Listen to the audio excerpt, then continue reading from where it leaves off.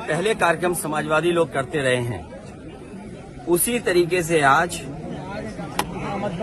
जयप्रकाश जी को संपूर्ण क्रांति के नायक के जन नायक नेता के लिए हर वर्ष हम लोग आज की तारीख में आते थे। और ये कोई पहली बार नहीं है कि इस जेपी समाजवाद म्यूजियम में हम लोग माल्यार्पण करने पहली बार आ रहे हों।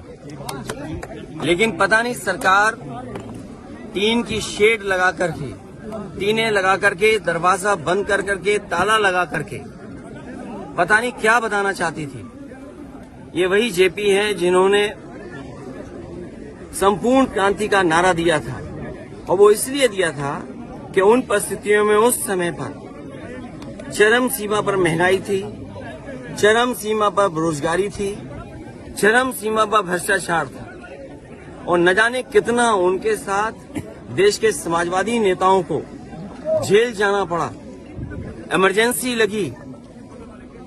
और जिस समय वो पीजीआई अस्पताल में थे, उस समय जो उन्होंने जेल डायरी लिखी, उसमें लिखा कि मैं कैसे सोच सकता हूं एक लोकतांत्रिक देश में इमरजेंसी लग जाएगी। उसमें न जाने कितने लोगों को जेल भेजा गया, कई लोग कई वर्षों रहे, और उस पीड़ा को, उस तकलीफ और परेशानी को जीवन भर नहीं भूल पाए।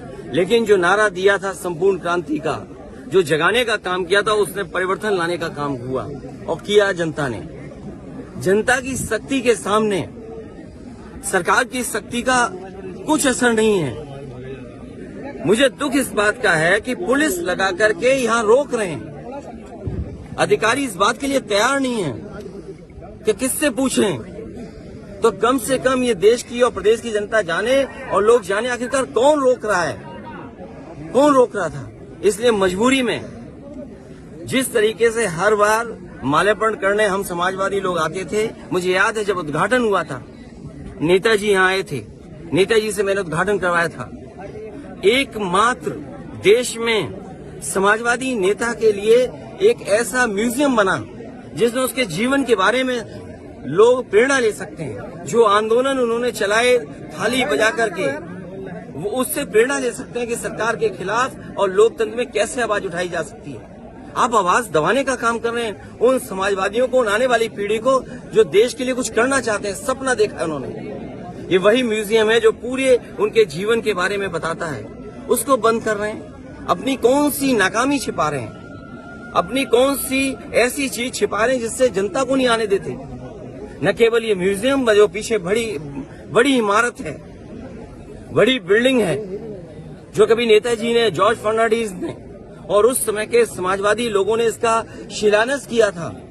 एक सरकार आई जिसने काम नहीं होने दिया, उसके बाद समाजवादी सरकार ने, पिछली सरकार ने इसको शुरू किया। और न केवल भारत में, बल्कि अगर ये बिल्डिंग बनकर के तैयार हो जाती तो दुनिया में एक पहचान बनती बिल्डिंग की कि हाँ, जेपी के नाम पर, जिसने इतने बड़े देश के लोकतंत्र को बचाने का काम किया, लोगों को जागरूक किया और एक आवाज दी उन्होंने।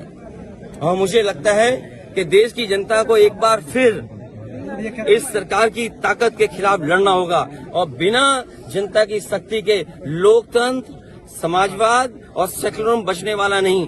जो आवाज उन्होंने दी थी संपूर्ण क्रांति की, मुझे उम्मीद है कि सभी समाजवादी लोग मिलकर के आने वाले समय में लोकतंत्र बचाएंगे, समाजवाद बचाएंगे, संविधान बचाएंगे, और उस संविधान को बचाएंगे जो बाबा साहब भीमराव अम्बेडकर जी ने हम सबको दिया है। और जिस समय बाबा साहब भीमराव अम्बेडकर जी का दिया हुआ संविधान इन्होंने बदल दिया, उसी दिन समझ लें हमारी आजादी भी ये लोग छीन लेंगे।